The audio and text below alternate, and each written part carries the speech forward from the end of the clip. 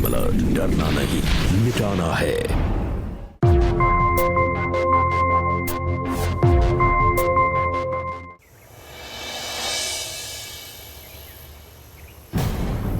बस कीजिए विनीत भैया, आप अच्छी तरह से जानते हैं कि जयंत जी का यहाँ रहना कितना जरूरी है, फिर भी बकवास किए जा रहे हैं। जयंत जी पर हुक्म चलाना बंद कीजिए। आपके छोटे भाई हैं, नौकर नहीं है। छोटी बहू, ये तू क्या कह रही है? वाह वाह वाह, घर के मालिक को ही नौकर कहा जा रहा है, ये सही बात है? तुम रहने दो अदिति, हम संभाल लेंगे। तुम क्या संभालोगे? किसी की चार बातें सुनकर चुप नहीं रह सकती मैं। हाँ, तुम काहे सुनोगी बात? तुम तो बातें सुनाने आई हो ना इस घर में। ए नौटंकी, ये सब ज्यादा दिन नहीं चलेगा। ऐसा उल्टा मुंह गिरोगी ना कि मुंह का सारा नक्शा ही बिगड़ जाएगा। हाँ, रहने दो सोनल, इसकी जुबान इसलिए इतनी चल रही है क्योंकि इसके पति ने इस पर लगाम नहीं लगाई है। बस विनीत भैया, थोड़ी लगाम आप भी भाभी पे लगा लेते। ज्यादा ज्ञान देने की जरूरत नहीं है हमें। बस करो तुम लोग। कहाँ की बात तुम लोग कहाँ तक लेके जा रहे हो? तुम्हारे पिताजी को गए हुए कुछ घंटे नहीं हुए कि तुम लोग आपस में लड़ पड़ रहे हो।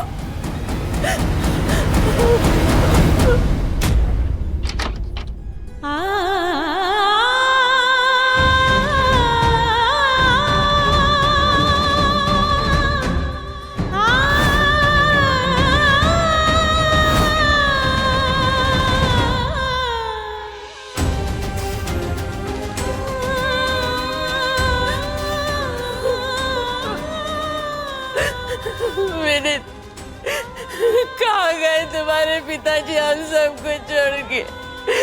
कहाँ गए? अम्मा, बस करो, संभालो अपने आप को। तुम्हारे पिताजी की इच्छा थी कि उनकी अस्थियां हरिद्वार में माँ गंगा में विसर्जित की जाए। जी माँ। जयंत, हरिद्वार चलने की तैयारी करो। जयंत जी क्यों जाएंगे? आप जाइए। वैसे भी अब सारा दिन घर पर ही तो रहते हैं। इतने दिनों से दुकान बंद थी, अब और भी दिन बंद रहेगी तो कितना नुकसान हो जाएगा। हाँ हाँ हाँ, ये तो घर ही बैठे रहते हैं। अरे अगर दुकान जाना शुरू कर देंगे ना तो कलेजा मुंह को आ जाएगा तुम दोनों पति पत्नी का। बस करो तुम लोग। नहीं है ना तुम लोगों के पास टाइम, तो मैं जाऊंगी, मैं लेकर जाऊंगी उनकी अस्थियां हरिद्वार। नहीं माँ, जिसे पैसा कमाना है, दुकान चलानी, उसे चलाने दीजिए। मैं चलूंगा आपके साथ हरिद्वार।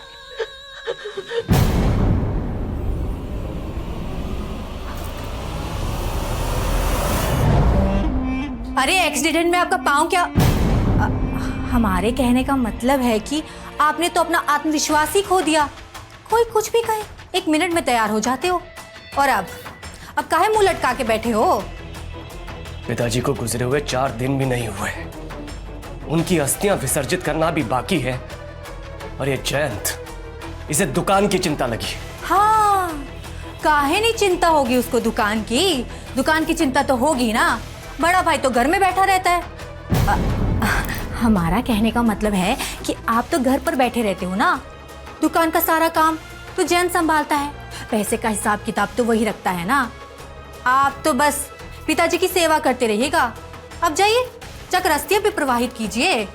और यहाँ सारा पैसा जाएगा जयंत की जेब में। चुप रहो तुम। दुकान पिताजी की थी और उसके बाद में हम दोनों भाइयों की है। और दोनों भाइयों को ना लड़ाने की कोशिश मत करो तुम।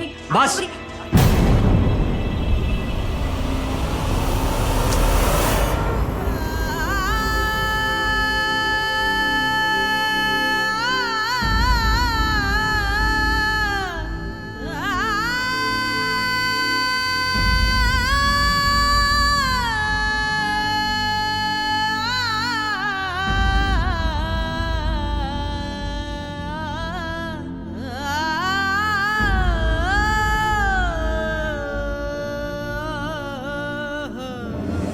तुम लोग ध्यान रखना। हम लोग कल शाम को हरिद्वार से वापस आ जाएंगे। जी अम्मा। माँ, आप तो जानती हैं कि पिछले 15 दिन से सब काम धंधा बंद है, नहीं तो हम भी चलते आपके साथ। कोई बात नहीं जयंत, तुम सिर्फ घर और दुकान को संभालो। पिताजी की सारी जिम्मेदारी हम संभाल लेंगे।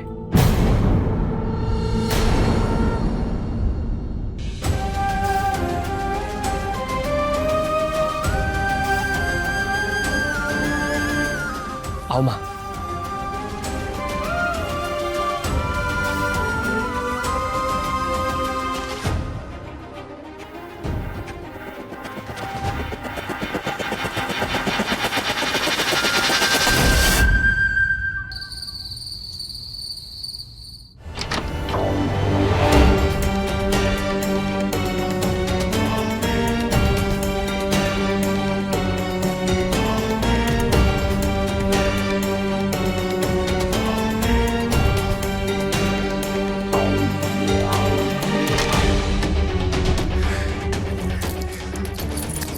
कोई ना कोई चाबी तो लग जाएगी।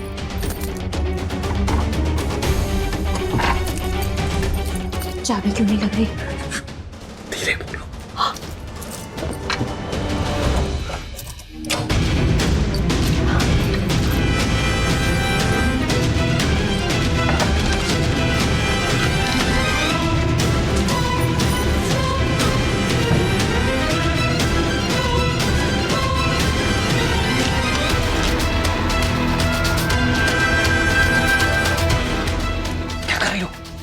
करोड़ों की प्रॉपर्टी के पेपर हाथ में, तुम्हें गहनों की पड़ी है। रखो वापस, रखो।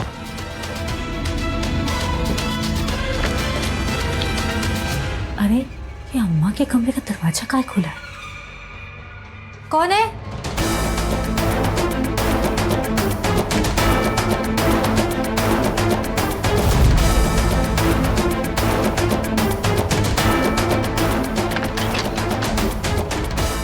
लगता है भाभी आ रही है। दरवाजा क्यों खुला छोड़ा?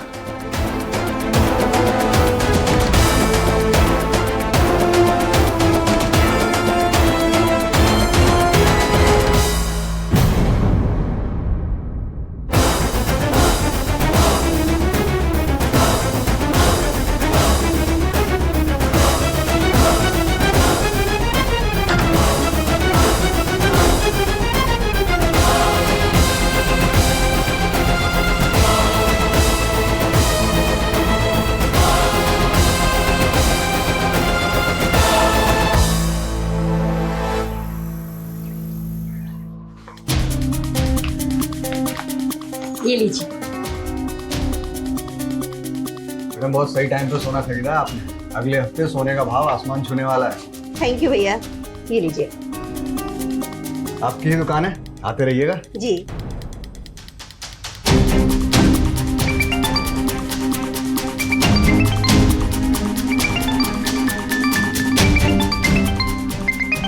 अच्छा कंचन, तुम एक काम करो, अभी तुम घर चली जाओ। शाम होने वाली है और हम जल्दी दुकान बंद करेंगे। पर सेठ जी, अगर कोई कस्टमर आया तो आपकी हेल्प कौन करेगा? हम रुकते हैं ना यहाँ। मैंने तुमको बोला ना घर जाओ, तुम हर बात पे बहस काहे करती हो? जाओ। ठीक है सेठ जी।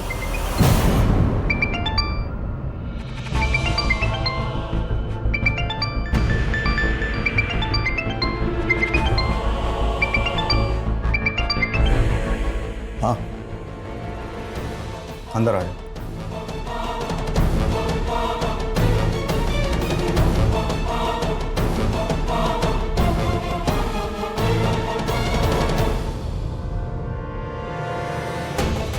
तैयार है माल? हाँ, निकलो।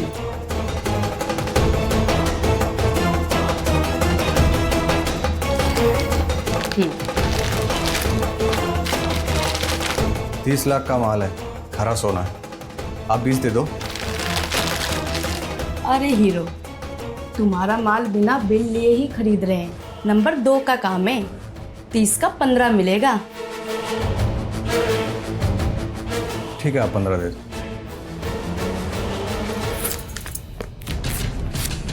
ये रहे 15 लाख।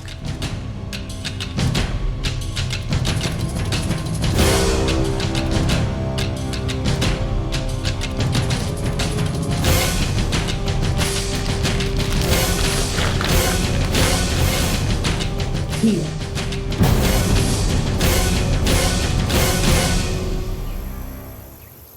देखो विनीत, हम एक बात कहें, तुमसे शादी करके ना जिंदगी बर्बाद हो गई है हमारी।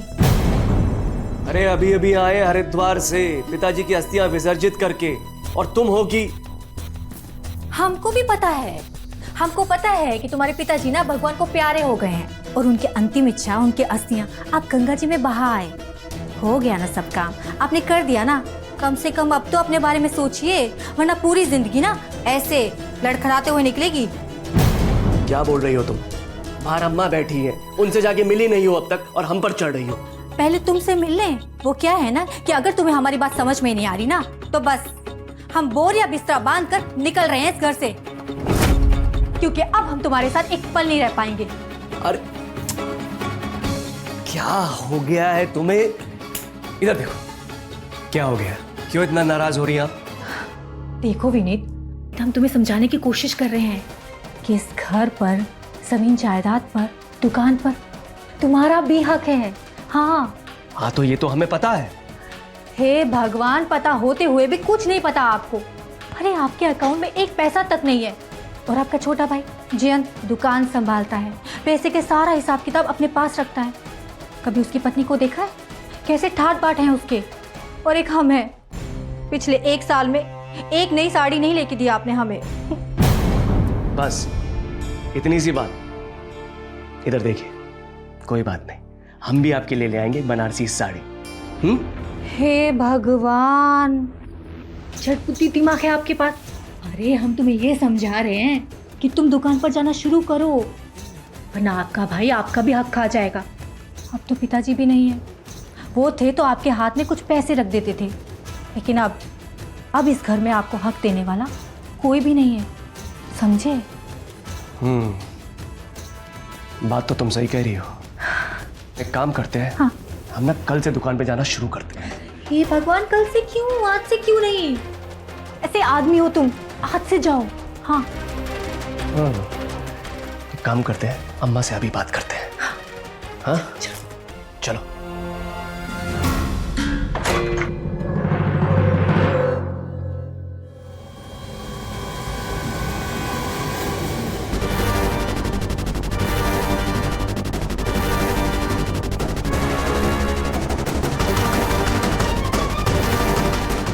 माँ, कुछ बात करनी है आपसे।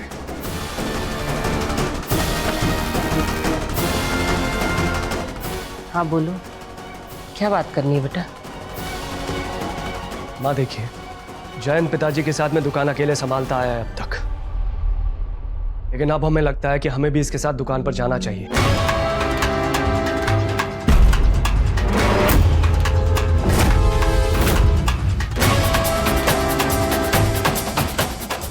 बेटा, तुम उसके बड़े भाई हो, दुकान तुम्हारी भी है, पर अचानक से क्यों? क्या हुआ भैया, कोई गलती हुई क्या हमसे? नहीं नहीं, गलती नहीं हुई है तुमसे, लेकिन क्या है ना माँ, समय बदल गया है। देखिए अब पिताजी रहे नहीं, तो हमें लगता है कि दुकान और धंधा हम दोनों भाइयों को मिल के संभालना चाहिए। ठीक है, हमें कोई समस्या नहीं है, आपको जो ठीक लगे वो करिए।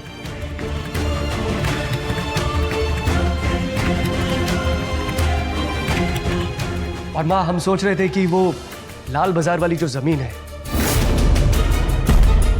वहां पर एक और दुकान बनवा लेते हैं। एक जयंत संभाल लेगा, एक हम संभाल लेंगे। हाँ अम्मा। नहीं बेटा, दुकान एक ही रहेगी। आगे चल के तुम दोनों को कुछ करना है वो कर लेना, पर मेरी बस यही इच्छा है कि तुम दोनों साथ में दुकान चलाओ, प्रेम से रहो, बस। जी माँ।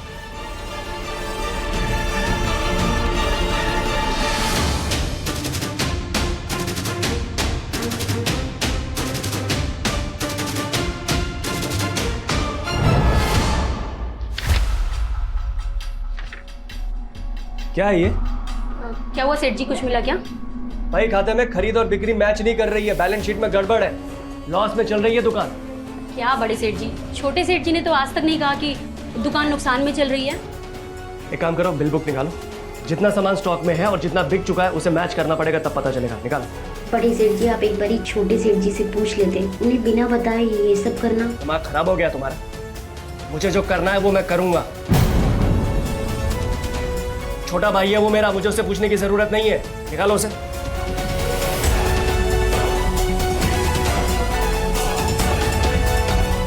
लाओ।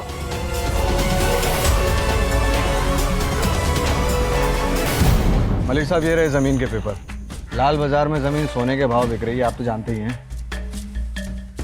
ये जमीन तो हम पहले ही खरीदना चाहते थे, पर तुम्हारे पिताजी बेचने को तैयार ही नहीं थे। समय समय की बात है मलिक साहब। ये पेपर आप रख लीजिए और 2 दिन बाद जो लेखा पड़ी होगी वो हम कर लेंगे। तो सर पेमेंट आधा कैश आधा चेक से रहेगा। ठीक है? ठीक है।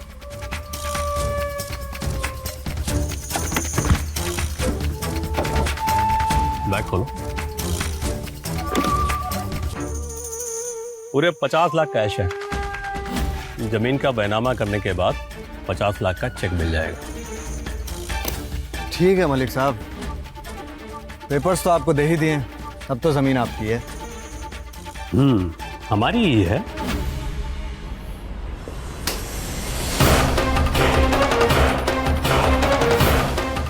दुकान से 80 लाख का सोना गायब है, जिसकी बिक्री का कोई बिल नहीं है। कैसे हुआ इतना बड़ा घपला? बोलो। सेठ जी, हम तो बस सेल करते हैं, हमारा हिसाब किताब से क्या लेना देना। आप छोटे सेठ जी से पूछिए ना।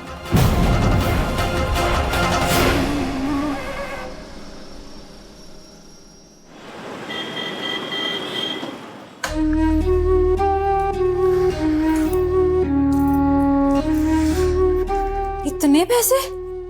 पूरे 50 लाख। सौदा हो गया। बाकी के 50 लाख चेक मिलेंगे और 15 लाख ये।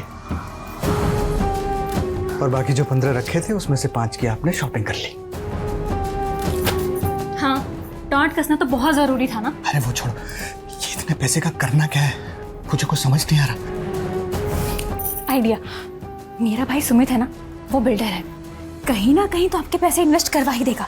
उसके बाद उन्हीं पैसों से आप कहीं जमीन खरीद लीजिएगा। अच्छा आइडिया। तो एक काम करते हैं, अभी ये सारे पैसे छुपा के रख देते हैं। हाँ।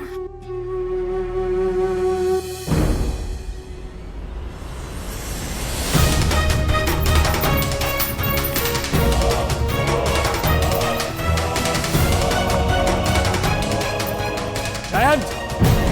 जयंत! जयंत! अरे अभी से क्या हो गया?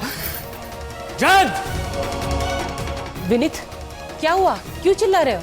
आने दीजिए अपने लाडले बेटे को, तब बताते हैं। जयंत! मैं देख के आता हूँ, तुम ये सारे पैसे समेटो। हाँ।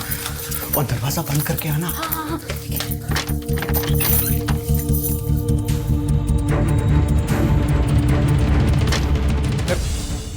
क्या हुआ भैया, काय चला रहे हो? कहा है अपने स्तर पर ऑडिट किए हम। 80 लाख का माल मिल नहीं रहा है दुकान पर। माल खरीदा गया, बेचा गया, 80 लाख का माल गायब है। कोई बिल, कोई एंट्री नहीं है बैंक खाते में। सीधे सीधे 80 लाख का नुकसान। बोलो, इसका हिसाब कौन देगा? बोलो। 80 लाख? हे भगवान, ये क्या कह रहे हो तुम विनीत? सही कह रहे हैं माँ, 1-2 लाख का मामला नहीं है, सीधा 80 लाख का घपला हुआ है। भैया आपको कोई गलतफहमी हुई होगी। अरे कोई गलतफहमी नहीं हुई है, पूरा बाइक आता हमने चेक किया, उसके बाद ही हम। हाँ, उसके बाद ही तो आप ये इल्जाम लगा पा रहे हैं अपने भाई पे। वैसे सोचने वाली बात है, आज आप पहले ही दिन दुकान पर गए और जाते ही बही खाता चेक करने लग गए। कहीं आपकी नीयत में खोट तो नहीं है? ए अदिति, काहे बदतमीजी कर रही? दोनों भाई आपस में बात कर रहे हैं ना, तुम्हारा बीच में बोलना जरूरी है क्या? हाँ जरूरी है। हमारे पति पे 80 लाख के गबन का इल्जाम लगाएंगी तो क्या चुप बैठे रहेंगे? देखिए भैया, आपको हिसाब करने में कोई गड़बड़ हुई है, हम काहे करेंगे ऐसा? क्योंकि तुमको पैसा चाहिए। बड़ा भाई तो दुकान पर जाता ही नहीं, हिसाब किताब तो तुम ही देखते हो ना। अगर हेरा फेरी होगी तो यही करेगा ना। ओ भाभी, अपनी औकात में रहना और हमारे पति से ऐसे बदतमीजी मत करना, वरना जुबान खींच लेंगे। ये कैसी बात कर रही हो तुम? जो मुद्दे की बात है वो करो। हमारे साथ बदतमीजी करेगी, हमारी जुबान खींचेगी। ले खींच के दिखा, खींचो हमारी जुबान। बोल रहे हैं ना हम। सोनल ये क्या कर रही हो? चुप रहिए आप। हाँ, तो हमसे बदतमीजी कर रही है, हमें धमकी दे रही है। ले खींच हमारी जुबान। हम कह रहे हैं ना, खींच हमारी जुबान, खींच। हाँ,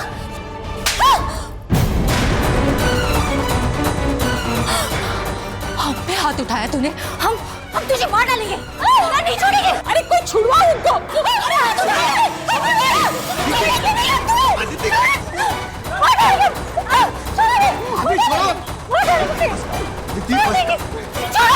हम इसकी जान ले लेंगे, छोड़ेंगे नहीं से। तुम चुप रहो, हम संभाल लेंगे। क्या संभाल लोगे आप? हाँ, क्या संभाल लोगे? 80 लाख का घपला मिला है। हम आपसे कहा करते थे ना कि दुकान पर जाइए, हिसाब किताब देखिए, लेकिन नहीं, आपने हमारी कोई बात सुनी ही नहीं। और आज सबके सामने आप हमें ही चुप करवा रहे हैं। हाँ माँ, हमारी बात ध्यान से सुनिए। दुकान का जो होगा ना वो बाद में देख लेंगे, लेकिन आप ये जमीन प्रॉपर्टी सबका बंटवारा कर दीजिए दोनों भाइयों के बीच में। वो कहा है ना, ऐसे माहौल में एक छत के नीचे दोनों भाई रह नहीं पाएंगे आप। सीधी सी बात है।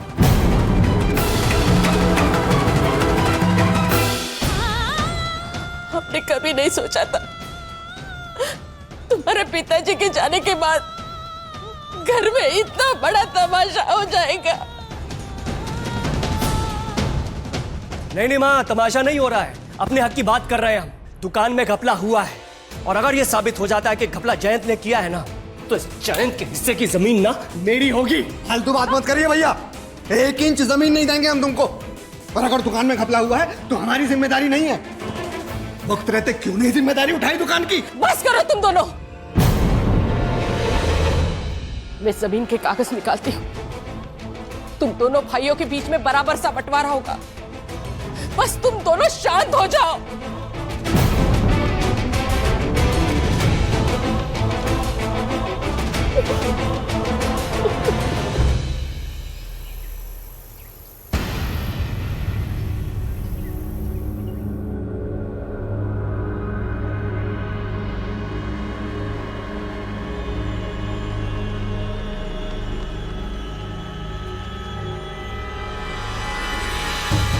अब एकदम सही कह रहे हैं, 80 लाख का हिसाब नहीं इस खाते में।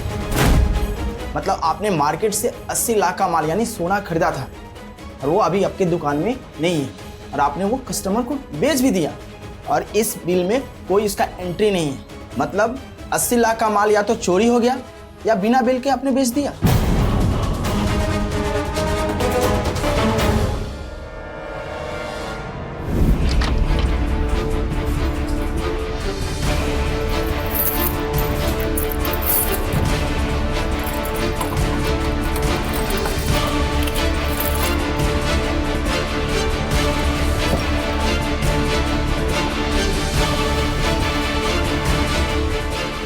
जमीन के कागज का है। विनीत, जयंत, अरे कहाँ गए जमीन के कागज? कोई कुछ बोलेगा? माँ, तिजोरी की चाबी तो आप ही के पास रहती है, आप ही को पता होगा। हमें? हाँ, हम जानते हैं, हमारे पास ही है, पर ऐसे कैसे जमीन के कागज गायब हो सकते हैं?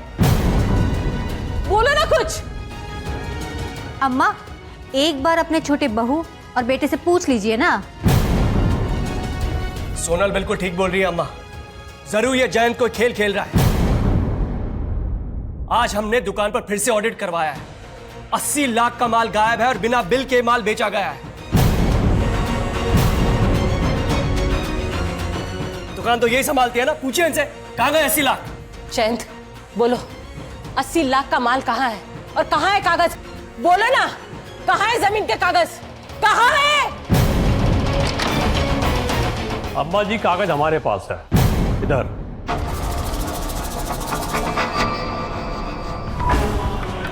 लो। और बेटा, तुमको इतना फोन लगाए, फोन उठाते नहीं हो। बेटा, ऐसे नहीं चलता है।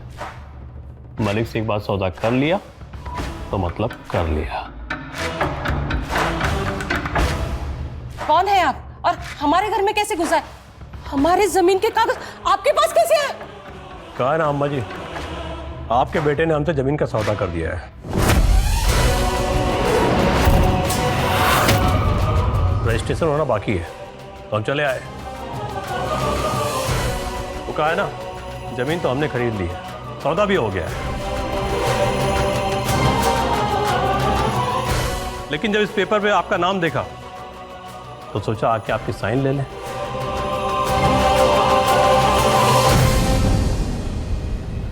देखिए, आपकी ये गुंडागर्दी यहाँ नहीं चलेगी।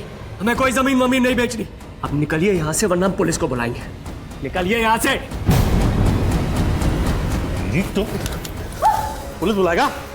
ये क्या कर रहे हो? छोड़िए, छोड़िए मेरे बेटे को, छोड़िए, छोड़िए। देखिए, हमने अपने पति को खोया है, अब हम अपने बेटे को नहीं खोना चाहते।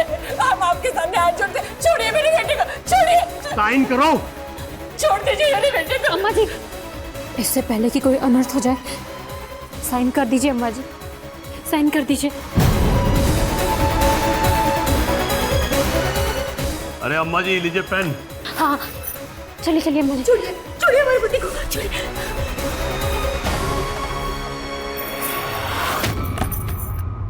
लीजिए अम्मा जी, साइन कर दीजिए, नहीं तो अनर्थ हो जाएगा अम्मा जी।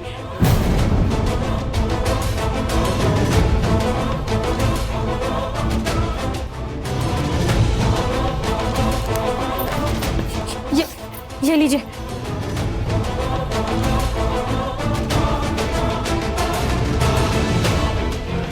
बहुत बढ़िया अम्मा जी। अम्मा जी, ये लीजिए 50 लाख का चेक। धनराशि भर के हस्ताक्षर कर दिए हमने। अपना नाम डाल लीजिएगा, पैसा निकल आएंगे। हमारे 1.5 करोड़ जमीन के सिर्फ 50 लाख। अरे अम्मा जी, सौदा आपके बेटे ने किया है, सवाल जवाब उससे करिएगा।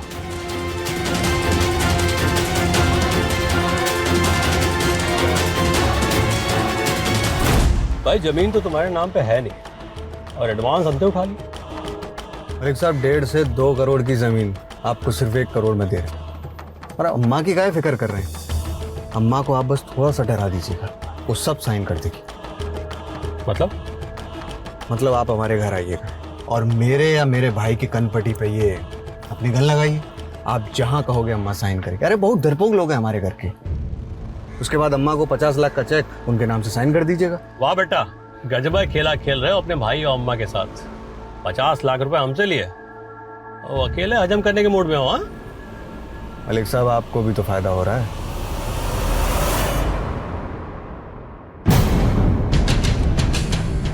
क्या लीजिए, रख दिया मैंने। अच्छा अम्मा जी, चलते हैं। हमारे लायक कोई सेवा हो बताइएगा। प्रणाम। चलो।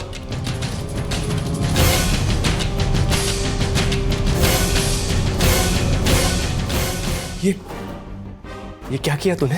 पहले दुकान में 80 लाख का घपला, फिर ये जमीन। कहाँ रखा है सारा का सारा पैसा? बता मुझे, मुझे मेरा हिस्सा चाहिए। बता मुझे। घर ये क्या कर रहे हो तुम? आइंदा गिरेबान पे हाथ डाला तो हाथ तोड़ के हाथ में दे देंगे। और क्या दुकान लगा रखा है?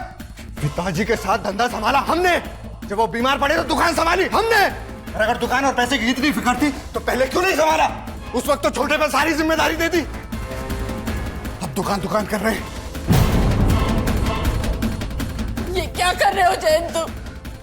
क्यों घर बर्बाद करने पर तुले हो तुम? मैं तुम्हारे सामने हाथ जोड़ती हूँ, मत बर्बाद करो घर को, मत बर्बाद करो। अम्मा जी, हम दोनों घर बर्बाद नहीं कर रहे हैं, ये बड़े भैया कर रहे हैं। अब तो जो मर्जी हो जाए, सबका बंटवारा होगा। दुकान, घर, जमीन, जायदाद, सबका। चलिए।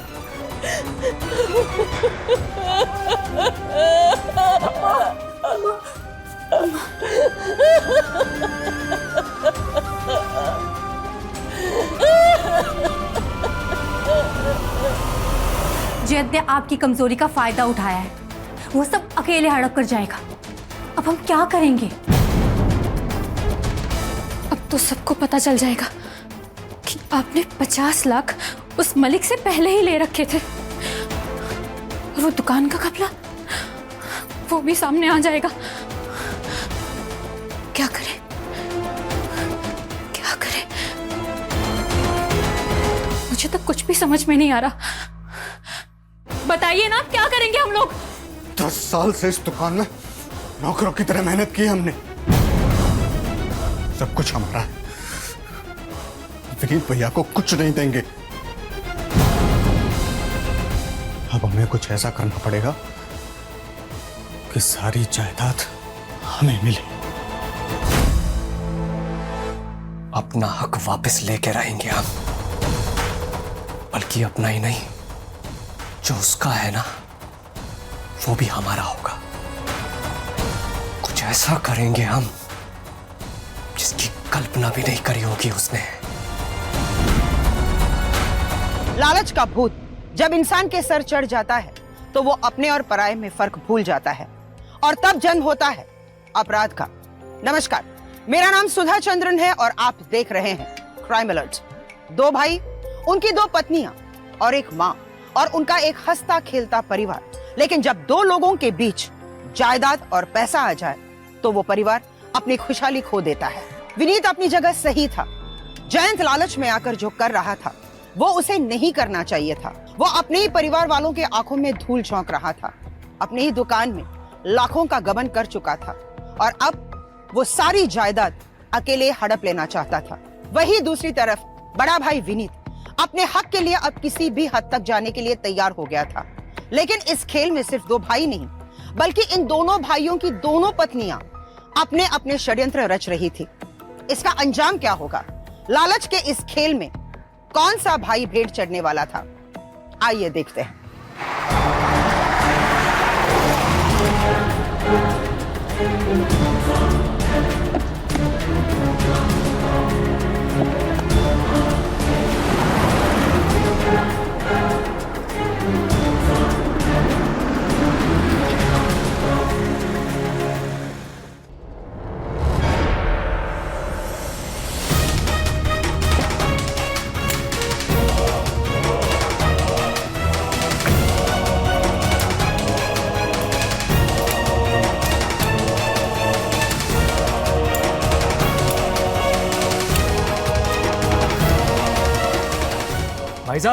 भाई साहब, आप ठीक तो है?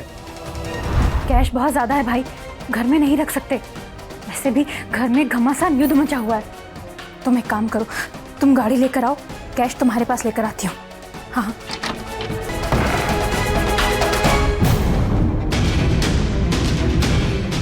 क्यों अदिति?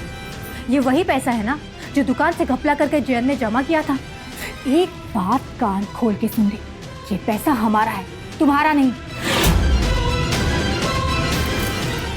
भाभी, ये पैसा हमारा है और हमारे पैसे पे अगर नजर गड़ाई ना तो अच्छा नहीं होगा, बता दे रहे हैं। अच्छा अच्छा, तो अब तुम्हारे साथ नहीं होगा। क्या अच्छा नहीं होगा? हाँ, क्या कर लोगी? क्या कर लोगी? तुमने जो हम लोगों के साथ बेईमानी की है ना, उसका हिसाब तो तुझे देना पड़ेगा। बोल बोल, पैसा कहाँ है? बोल।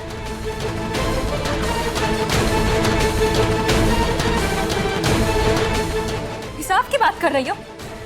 लो, ले लो हिसाब। लाल बाजार वाली जमीन का आधा पैसा, पूरे 50 लाख, वो तो जयंत पहले ही ले चुके हैं। अब बताओ, अब क्या कर लोगे? मिल गया हिसाब?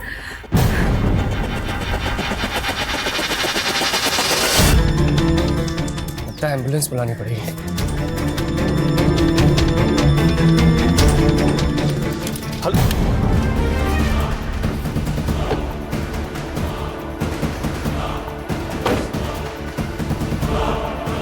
तुझे मारने के लिए तो एम्बुलेंस भी नहीं बुलानी पड़ेगी। एक गोली और तू सीधा ऊपर। किसने भेजा है तुम्हें? बता बता, पैसा कहाँ है? बता, वरना इसी से तेरा गला रेत दूंगी। बता, बोल।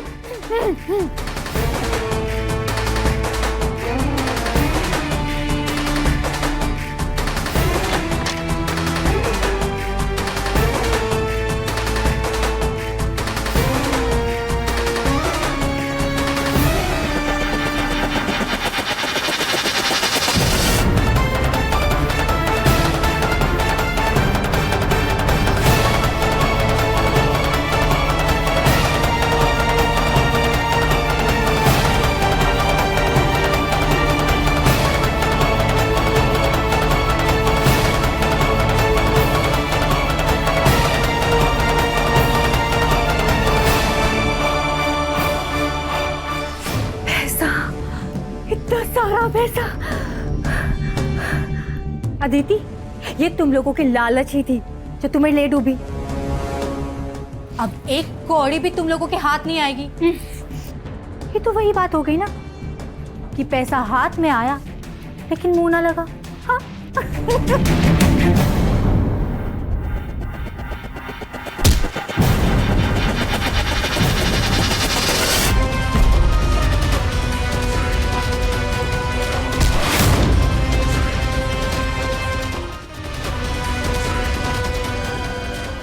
हाथ भी आएगा और मुंह भी लगेगा। ये पैसा हमारा है और ये हमारे पास ही रहेगा।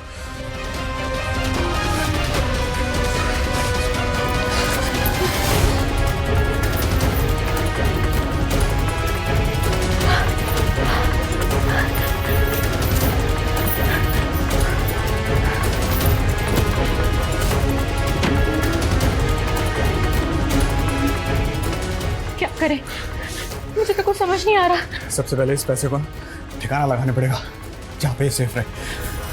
हाँ। इतना सारा कैश हम घर में नहीं रख सकते, और अगर पुलिस आएगी और उसे कैश मिल गया ना तो हम फंस जाएंगे। इसको समझ।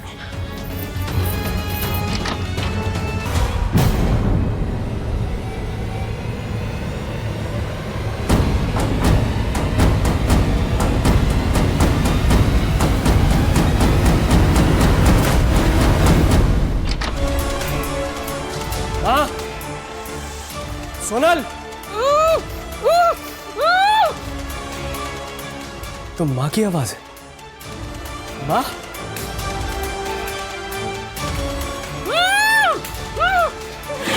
माँ, सोनल।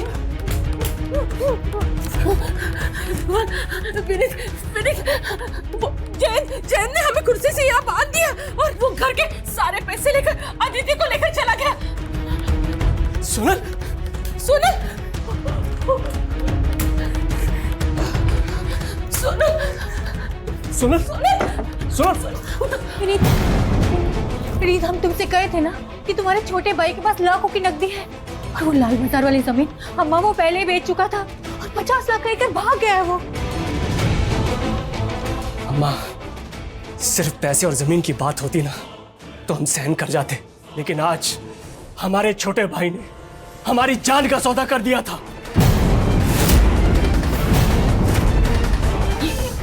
ये क्या बोल रहे हो तुम? सही कह रहे हैं अम्मा। किसने भेजा है तुम्हें? अब तू मर ही रहा है तो तेरी आखिरी ख्वाहिश के लिए बता देता हूं। तेरे छोटे भाई ने भेजा मारने के लिए, और तुझे मारने के 2 लाख रुपए देगा। देखो, गोली में चलाना। मेरे भाई ने तुम्हें 2 लाख दिए ना, मैं तुम्हें मेरी जान बख्शने के लिए 4 लाख दूंगा। नहीं गोली, नहीं गोली, गोली, गोली नहीं।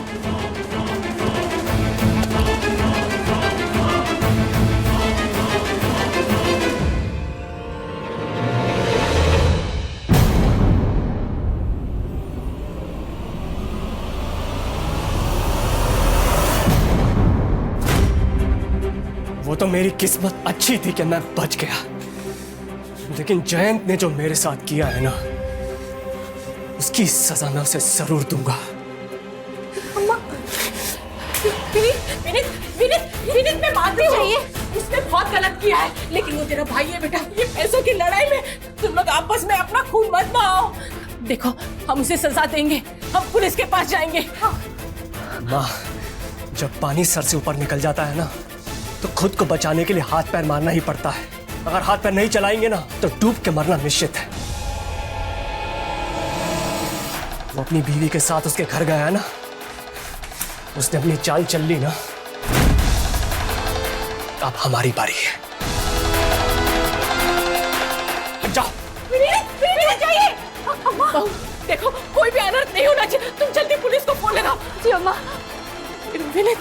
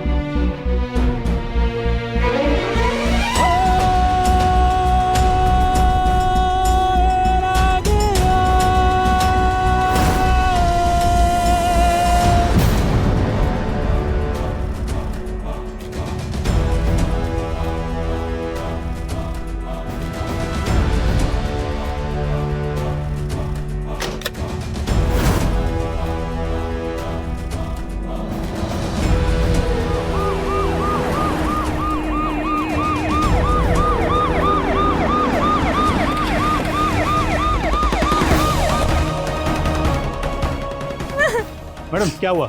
सर, इनके बड़े भाई ने इन पर गाड़ी चढ़ा दी। महेश, सुंदर, जल्दी करो, हॉस्पिटल लेके जाना पड़ेगा।